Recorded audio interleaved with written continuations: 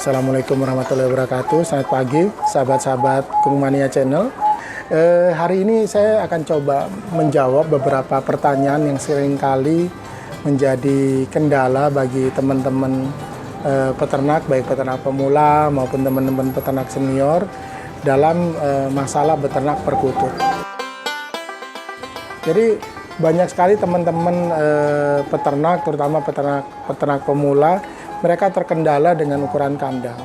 Nah, sebenarnya ukuran kandang itu tidak menjadi satu patokan tertentu. Hanya saja memang lazimnya orang memakai ukuran yang memang agak besar. Misalnya ukuran lebar 65, tingginya 170, terus panjangnya 160 sampai 2 meter.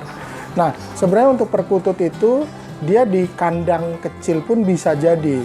Jadi misalnya mempergunakan bekas kandang kucing ataupun kandang lovebird, bahkan kandang soliter pun dalam beberapa case saya pernah temui beberapa teman berhasil beternak. Nah, kalau saya kebetulan karena lahan terbatas, saya sekarang menggunakan ukuran kandang itu lebar 60, panjang 60, tinggi 75. Kenapa 75? Supaya burung lebih leluasa lagi untuk terbang dan mereka proses kawin. Dengan ukuran 60 x 60 dan tinggi 75, saya pikir sudah cukup standar bagi pasangan indukan untuk produksi dan tidak ada kendala waktu bagi produksi. Jadi dibandingkan kandang ukuran besar pun, kandang ukuran 60 x 60 tinggi 75 sudah memadai untuk ternak dan berproduksi secara lancar. Kenapa kualitas suara? Karena kualitas suara yang sangat menentukan pasangan indukan itu bisa ngoplos kualitas suaranya. Kalau teradara itu kan ibarat kata kita lebih dimudahkan untuk proses. Kalau kita pengen inbreed, pengen backcross, segala macam kita lebih dimudahkan. Misalnya apa? Misalnya burung volume besar, ya, burung volume besar, dia kaku, depannya hanya bisa semi dorong, misalnya wak, wuk, wuk, wuk, wuk, wuk, wuk, wuk. Depan semi dorong, tengah kaku-kaku, ujung panjang.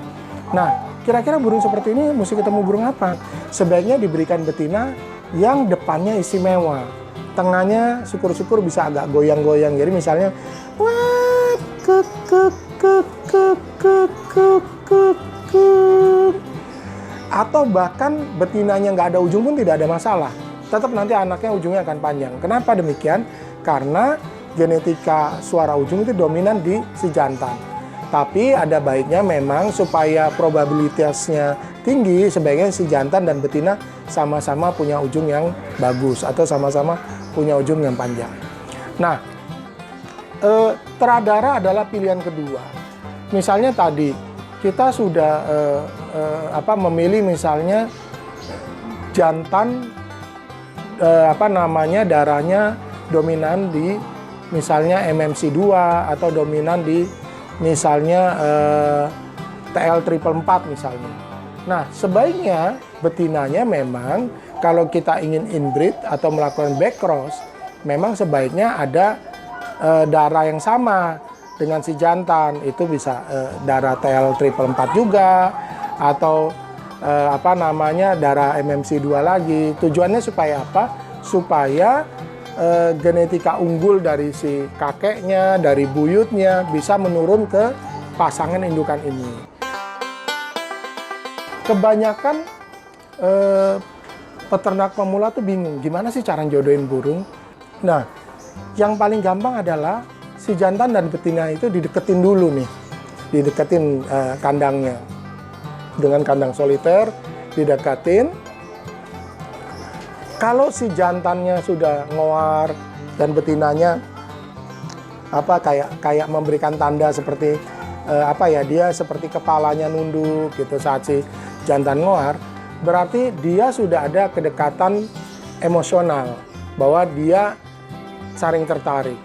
Nah, kalau sudah burung sudah didekatkan, lalu memang si jantan sudah ngoar dan betinanya sudah kepalanya seperti manggut gitu ya, itu saya pikir kita bisa ke proses berikutnya, yang mana burung kita jadikan satu.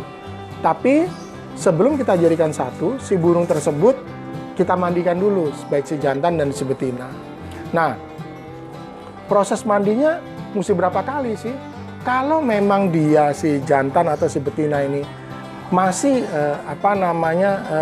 belum terlalu birahi untuk saling kawin atau saling tertarik untuk proses kawin, kalau saya melakukan mandi itu setiap hari, ya, sehari sekali saya mandikan. Supaya apa? Supaya dia ada kedekatan emosional, lalu birahinya terangsang untuk dia proses kawin gitu ya. Dengan mandi itu kan sebenarnya dia akan secara psikologis akan tidur bareng ya, akan nempel atau dia akan berdekatan supaya hangat, lalu secara gairah birahinya juga dibangkitkan. Nah, apakah cukup dengan itu? Tidak, tentu saja tidak ya. Berikutnya adalah tentu harus diimbangi, si jantan dan si betina sama-sama harus diberikan pakan yang memang bisa memancing birahinya mereka atau menyehatkan mereka. Nah, tentu saja saran saya adalah mempergunakan pakan semar. Lalu pada saat dimandikan seminggu 2 kali itu pada saat dimandikan pada hari Rabu atau hari Sabtu, si pasangan indukan itu atau calon indukan tersebut dua-duanya mesti dilolohi dengan jamu semar hijau. Misalnya dia masih umurnya muda ya, masih umurnya di kisaran 6 bulan, maka si jantan bisa kita kasih 5, si betina bisa kita kasih 5 pada saat kita mandikan. Tapi misalnya si jantan ini sudah umurnya di atas 2 tahun, betinanya udah di atas 2 tahun.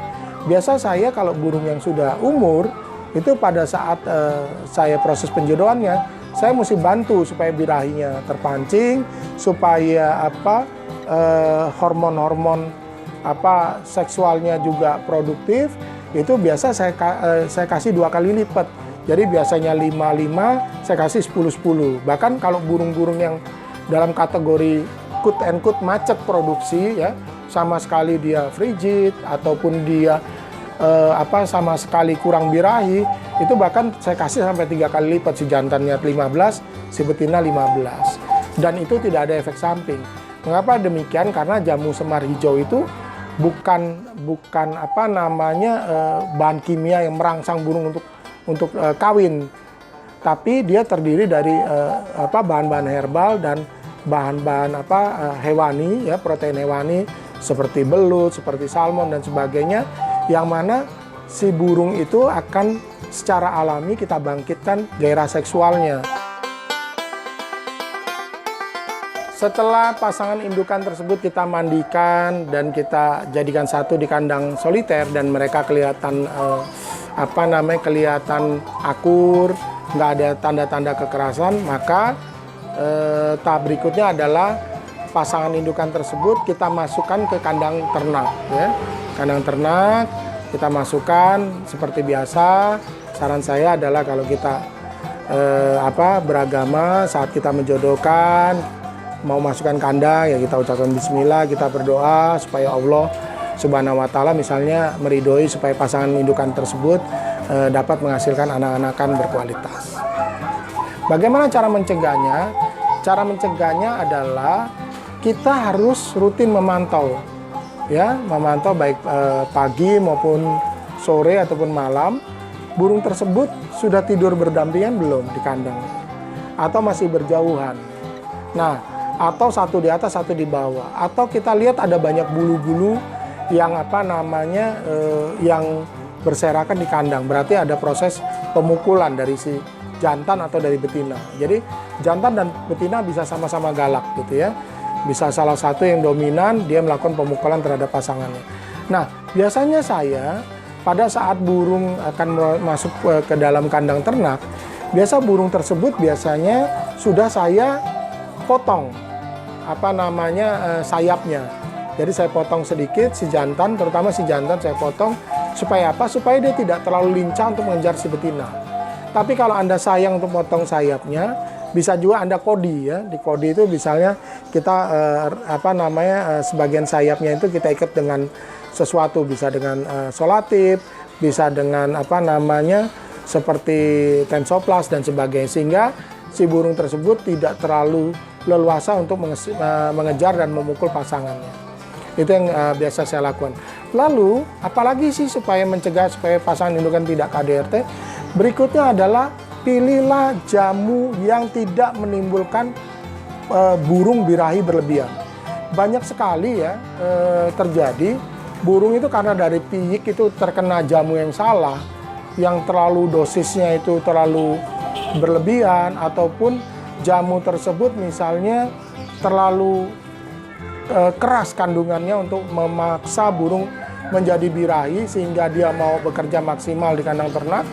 Maka yang terjadi adalah burung tersebut hingga dewasa akan secara emosional kejiwaan burung tersebut tuh udah terbiasa ganas gitu loh. Nah, burung-burung semacam ini misal harus kita kontrol, harus kita turunkan kadar emosionalnya ini dengan misalnya dengan cara apa? Coba kita jus yang namanya lobak. Lobak itu Anda jus ya, Anda kasih minum bagi perkutut ini misalnya selama seminggu atau 2 minggu sehingga tingkat birahi akibat sisa-sisa jamu yang dia peroleh atau yang selama ini dikonsumsi kepada burung tersebut bisa turun ya kualitas pengaruh jamunya tersebut.